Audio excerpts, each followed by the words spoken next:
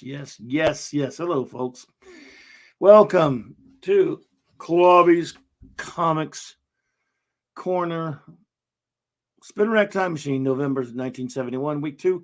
Quick bits. This is the segment where again, the previous video, of course, showed you basically my choices,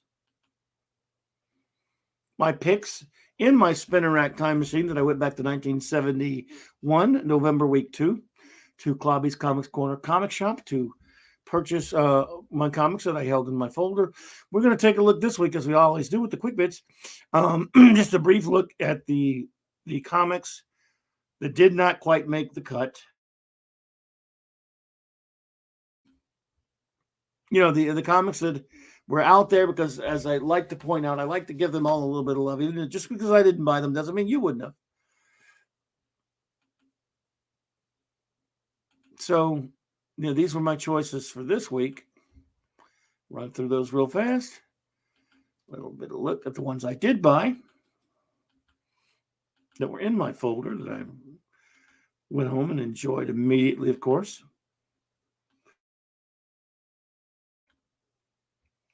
And now something completely different.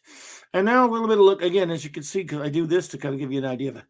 It's crazy how many titles there were back then. It's just crazy stuff, and it's amazing. So take a look at a little bit of these. Obviously, the first 4 there, the first 5, I picked them up. But after that, look, you got stuff like the Hair Bear Bunch. Again, a Gold Key TV tie-in. Heckle and Jekyll, another Gold Key TV tie-in. Super Goof, a Walt Disney Gold Key tie-in. A lot of media tie-ins. Young Romance by DC. Archie Comics, $2.50. Archie Giant Series, Hot Stuff, Harvey, Richie Rich, Sad Sack.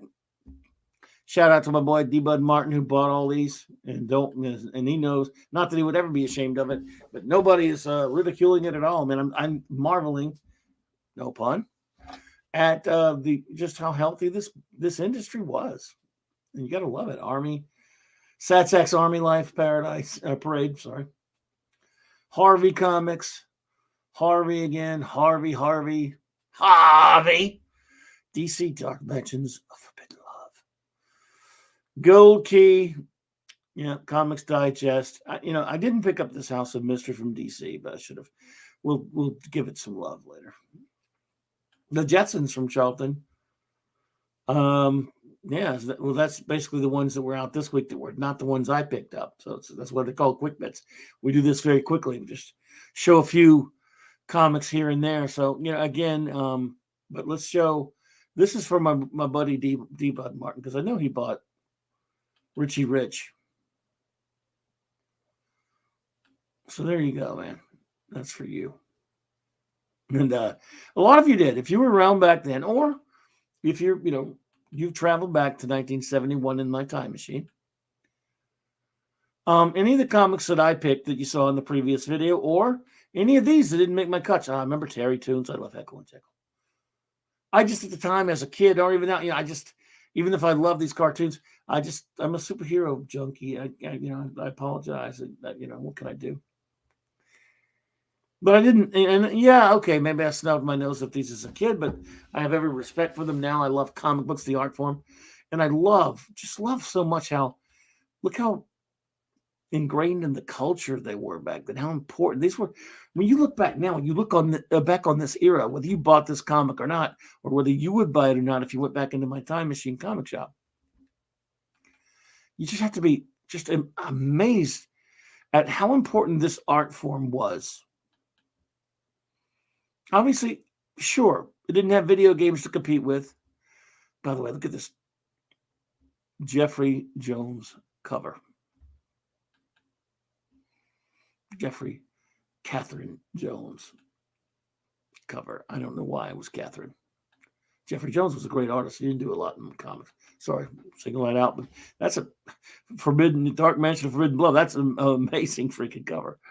And that's a great cover on House of Mystery, too. But it's just because it was so huge, the art form, the medium, that is, it they went all over the place. They had all these genres, and this is what you did for entertainment as a kid. If you bought this little pamphlet on newsprint, and you just went nuts. And you got to escape into fantasy worlds with beautiful art and great stories, great characters. And it's just, I miss it. I miss it. I don't buy any modern comics at all. And I love it. That's why I love looking at these old things, these old comics. I can look at old comic covers all day, every day, so much. I don't know. This really means a lot to me.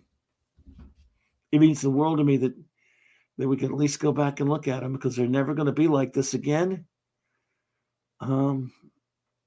Didn't mean to bum you out. And don't be bummed out. Just enjoy these cool covers. Enjoy the time machine back in 1971. And I want to thank you all for joining me for the quick bits. It's always a shorter video, of course. Just talking a little bit about the ones that got away. At the end of every month, by the way, I do a wrap-up stream where I talk about everything we did, the whole, in much greater detail in terms of, or look at it a lot more. We talk a good bit about, the industry back then and such. So we do this every week. If you're just coming onto this video, there's 2 a week. This is the part 2 always. And it just happens to be week 2, but this is the part 2. This is the wrap up. So there is a link in my description below. It will take you to my playlist with all of my Clobby's Comics Corner Spin Rack Time Machines. There's also a link to Mike's Amazing World blog, which is where I get my info in terms of when comics were released, and because you could track it down to the month and that stuff, and to the month and the week and everything. And to the title, to the company. There's a lot of great ways to search. It's just a fabulous blog. I've been a fan of it for many years. It is really great. I love it. And I love comics. And I love you all for hanging out with me, Clobberers, and anyone new who may have popped in. I have a lot of other videos. Of course, I do live streaming mostly. I've been doing it for a long time, 12 years, but only about a little over a year on YouTube. And I talk about, on Monday nights, it's Mark C. Comics Talk. Wednesday nights, kind of an open forum talk where we talk about just about, it could be wild card of topic or just me talking to you. And Thursdays, Global Geek Gang, and and Clobby'S Clubhouse at night. Daytime, Global Geek Gang, Clobby'S Clubhouse at night with Raquel and Mark. And then Saturday night, Star Trek, reviewing all of real Star Trek 66 through 05. And now we're in the middle of we've got a long way to go. Let's put it like that. We're getting into the 3rd season of Next Generation. So just letting you know those things. If you are new to the channel and you just happened along, we interact with our listeners or watchers and have a great time with our Clobberers. So thank you all so much. And again, always big shout out to my wonderful first officer, the brilliant Raquel, the wonderful R.M. Briggs, for this wonderful intro alto. Have a fabulous weekend, my friends.